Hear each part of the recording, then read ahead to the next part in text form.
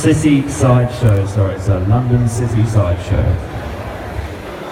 Good afternoon, ladies and gentlemen. Step right up, come on forward, don't be shy. Your feet are tired, take a pew. We've got something to show you. We are the London City Sideshow. I'm Citizen Snipp, and this is Pudzey Payso.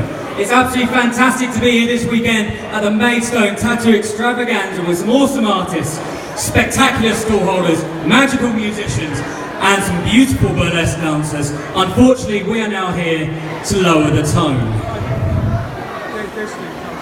Just a little show of hands, anyone that is listening, anyone that is watching, how many of us have seen a sideshow act before? Oh good, lots of fresh blood. Three old people. Fantastic. So, we are a genuine, horrifying sideshow circus spectacular. We are here to show you things that most people would not be able to pay you to do.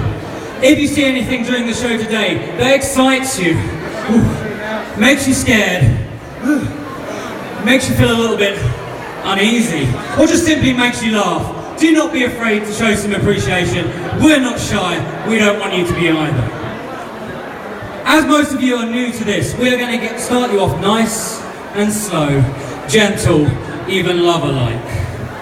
I saw a few excited faces, most of you look disgusted. We are going to start you with the most simple and usually the first sideshow act that we will learn as performers, called the human blockhead. Now, to start this off, I do need a quick volunteer. Let's pick someone. Anyone? Young lady, come on down. Come on. All you have to do is walk to the front. Pudsey, would you like to take over here while I demonstrate some implements? Certainly. Now, before we start, everything we do is 100% real. We're not magicians, we're not that skilled. So as Citizen Snipp has in his hand, 1 6-inch nail and a hammer. Now the young lady is going to certify for you all that the nail is in fact real. Is it real? Tell them, not us, we already know this. Check the hammer's real. Now would you please check his face is real? Believe it or not, someone accused him of having a fake head once. Now, right, thank you very much. The way the human blockhead works is we take the hammer and the nail and we drive the nail straight into the centre of the skull. In 1, 2, why are none of you trying to stop him? You're all a bit twisted, aren't you? Especially you. You're a bit twisted in the head, aren't you? Right, well that's not actually the centre of the head. That's the top, that's the bottom, and we all know the centre is about there.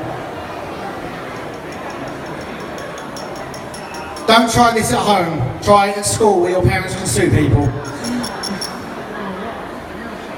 This, ladies and gentlemen, is why Citizen Snipp can't do maths. Now, that is worth a media round of applause, we think. He just jammed a 6-inch nail into his face.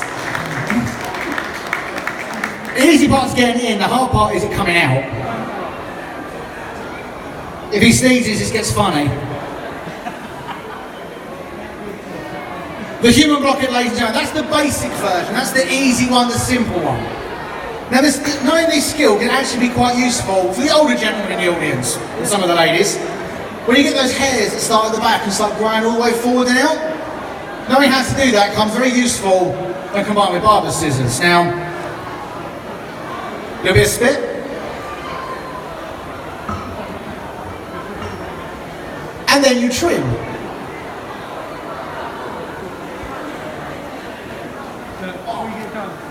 Thank you, ladies and gentlemen. Now, you think there'd be brains on there, but it's not. Now, being the flashbug of the years, Pudzey always likes to one-up me whenever we're on stage. And as many of the ladies in the crowd will be able to testify, most situations can be improved with the use of battery-powered implements. Yes, I saw a few knowing nods, yes. Some of the men looked shocked. We are here to generally offend your sensibilities. What we have here is 1 cordless drill. Attached to the end of that cordless drill is 1 twit. Now, a little piece of medical information for you. The path that the drill or the nail take goes straight back into the skull. At the point where it reaches the back of the nasal cavity, there is a thin piece of flesh, about 1/4 inch thick. If Pudsey takes this straw a quarter of an inch too far, he will hit his brain stem and drop down dead instantly on stage. If he does that, please bear in mind, we are Citizen Snipp, I'm Citizen Snipp, and Pudzey Payso. Please take lots of photos, videos, tag us on Instagram, Facebook, whatever you got, and then call him an ambulance. If I'm going to die, make it go viral. Let's just make that clear. And without further ado, get that sucker running. And who likes scrambled eggs? And that deserves a little round of applause. He's got a running drill up his face. You're a problem. I am. Well done, son. So his mother tells me. Want to lick it? Want to lick it? Want to lick it? We've got to keep it clean somehow. So, ladies and gentlemen, that is a basic introduction to the Sideshow. That is our first act that we intend to learn. From there, we like to step things up a little bit. Now, if you are here for the weekend, each day we are going to vary these shows ever so slightly, and basically we're going to try and get worse and worse and worse as we go along. Now, the next stunt we tend to learn is going to start to get a little bit difficult for me to talk, so I'm going to pass back over to Pudsey to explain what is going on. Now, everyone remembers a few years ago there was a thing called the condom challenge. Up the nose, out the mouth. He remembers it, obviously. Now, in the Sideshow, that's been going on for a lot longer. It's known as mental flossing, because you floss the inside of your head. Now, Citizen Snipp actually has a world record for doing this. He's in the book of Guinness World Records for lifting weight before he's going to put that balloon. Kids, don't do drugs. You end up like him. We've seen you snort more than that. Come on, boy. Now, this is mental flossing. Now, for what he's going to do in a moment, we need to warm up a little bit. Everyone knows we're lifting weights, you need to warm up. Now, some of you may have noticed my little pat butcher earring. Now, let's attach them together.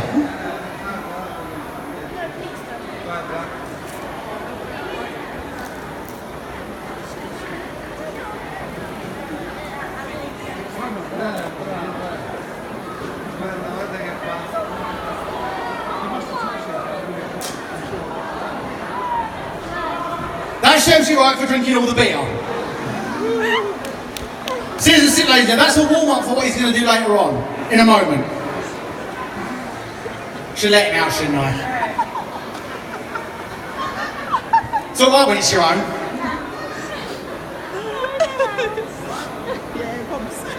Now, when Citizen Snipp broke his world record for doing that, he put a chain up his nasal cavity, out his mouth, attached that to some dumbbells that weighed 15.8 kilograms and lifted them up.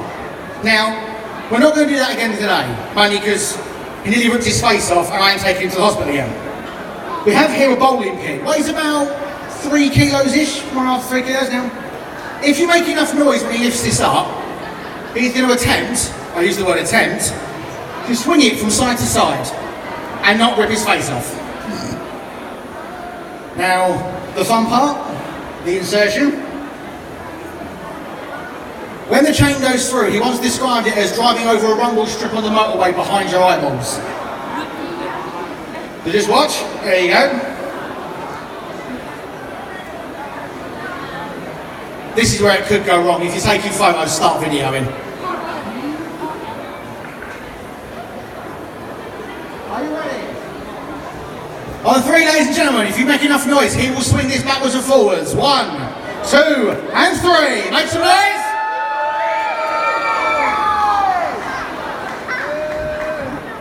I've seen that go very, very wrong before.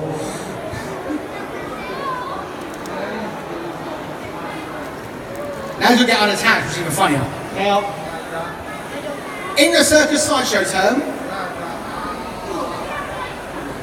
we are what's known as geeks. Basically, you pay us in alcohol to hurt ourselves for your entertainment. Now, the next part we're going to do, we have to use something that's technically illegal, but no animals will be harmed, just me. Hopefully, if it goes right, we'll see. Now, what Citizen Snipp is going to get out of our bag has been banned in this country since about 1960. This, ladies and gentlemen, is a fox trap. They're quite horrible things. They're designed to hurt small animals, and they're illegal to use. Now, I have been to the vet, It's okay to be used on me, we're all good. As you can see, to set it, you set the springs, which has to stand on. Put the catch across, and hopefully not trap his fingers in it.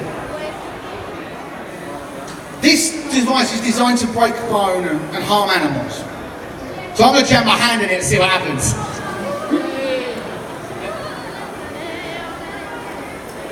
So once again, ladies and gentlemen, we need a little bit of a countdown. Now, if this goes wrong, again, unfortunately, it does mean that I'm going to end up having to drive home. And unfortunately, Pudzey's missus, who is in the crowd somewhere today, is going to be having to take care of herself for a little while. Again, hopefully that's high enough for her to go over some of the children's heads, but some of you will know what I mean. I'm insured for death. So, on the count of 3, 1, 2, 3, ouch! Now, once again, ladies and gentlemen, a little reminder, these traps are designed to essentially break the legs of foxes. Now, how are we feeling? Any fingers left? Just about. Now's the point where I get to laugh at him for a minute. Do you want to make him show it's on? Give that a little swing. So that's not coming off. Hey, something came off. So now's in the show where I get to watch this bugger trying to pull that off his hand. Now, as we get on further through the show, and if you're here tomorrow, when we start to bring in some of our other acts, you'll start to understand why I revel so much when this bugger gets hurt. It's usually me that ends up bleeding profusely by the end of the show. It's always a pleasure to see him hurt himself. Great! So, we're heading towards the last few acts for our show today. And so what we're going to do is move you on to a little bit of pierced weightlifting. So you see me lift the inside of my face. Pudzey here is also a world record holder. And he has the world's strongest ears. Now, often our first question is, how the hell do you prove that? Well, we're going to show you in just a little while. But first, again, as a bit of a warm-up, I'm sure many of us here, given the sort of location we're in, are going to have pierced tongues, pierced ears, etc., pierced other things. What we have here is an 8 kilo, am I correct? 8 kilo boat anchor. And 1 fishing spike. So what we're going to do is we're going to introduce that to Pudzey's tongue. We're going to pass that through, round it up, and to the end of that, we're going to attach the aforementioned anchor. Now once again, ladies and gentlemen, we're not shy. If you want to make a little bit of noise once that's off the floor, again, Pudzey will try and give that little swing. Once again, hoping not to ruin his tongue and leave his missus sad and lonely. It's the only thing he's really good for, isn't it, Pudzey? You can say that sort of thing now, you can't argue with me. On the count of 3, 1, 2, 3, and make a little noise. That's it. Get some weight on that. Go on. And down we go. Now, once again, not wishing to be one to be upstaged, he always has to take those things a little bit further. Now, when he set this record, and I've seen him do this, you see Payso's had his ears stretched into flesh ties. Many people will have that, but I doubt many of you use it in exactly the same way. This is why Pudzey is known as a Pat Butcher of the Sideshow world.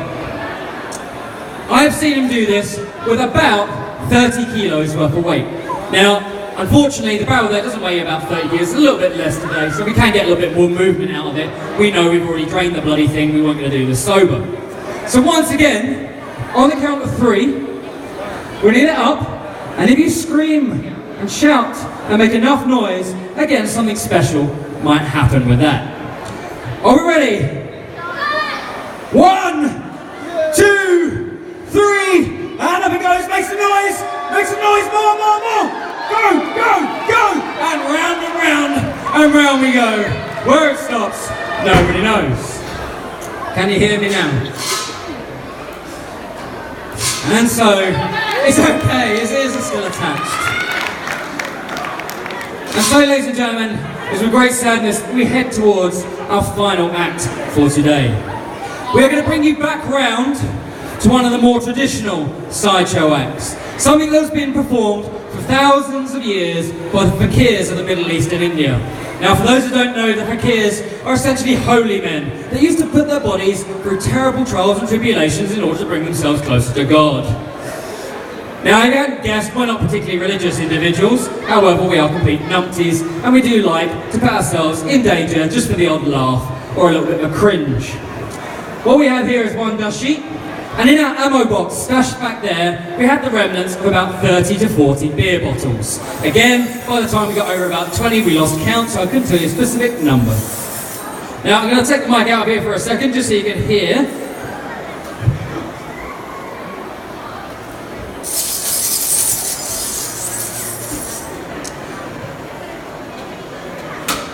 Once again, ladies and gentlemen, we would like to point out that everything we do today is real. Do not try this at home. Try it at work or school where you can sue someone. But to show you the glass is real, I've actually cut myself setting it up, so can't get more real than that. Now, when confronted with a large pile of broken glass, the logical thing to do is to keep your shoes and socks on. As you can see what he's doing, he's not very logical. Now, nothing on the bottoms of the feet. For those of you at the front, I do apologise for the smell. We travel to do this, showers aren't a thing we get very often. Now, you ready? Those of you can see as you watch, Citizen takes his first step, barefoot, onto the broken glass.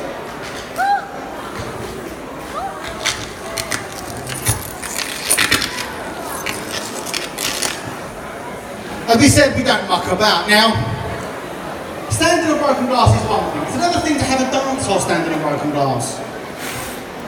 Go on, do the twist again. That's really bad for the feet. Now, there's only one thing worse than that. Do you have your pogo legs on? Jumping. Never jump on broken glass. There's a gentleman there with glasses on that looked like he just pooed himself, didn't you, sir? I'm talking to you. Yeah, you. Did we cut ourselves? He's all good, ladies and gentlemen. Now, thank you, the one guy that keeps clapping. Now, people often ask me how I get a nice close shave on the side of the head and around here. Now,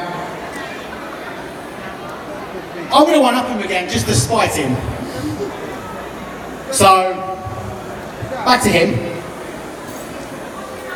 now, obviously, we've shown you a couple of things you shouldn't do when presented with a pile of broken glass. Another is perhaps you should not try to exfoliate with it. Yeah, that's just generally not a good idea. The other, generally considered not the greatest thing, is to take a little nap and have a lie down. That becomes particularly unpleasant when there's some sadistic little git that stood behind you that feels like you've been one-upping him too much in all the shows and is going to make you suffer for it. So, on 3, 1, 2, 3. We'll get that in there. Ladies and gentlemen, we're at the London City Sideshow. I've been Citizen Snipp. This twit's Pudzey Payso. If you're around tomorrow, feel free to drop back and see us at 1 PM. Enjoy the rest of your day. Have a walk around. Show everyone your support. And thank you. Have a good evening.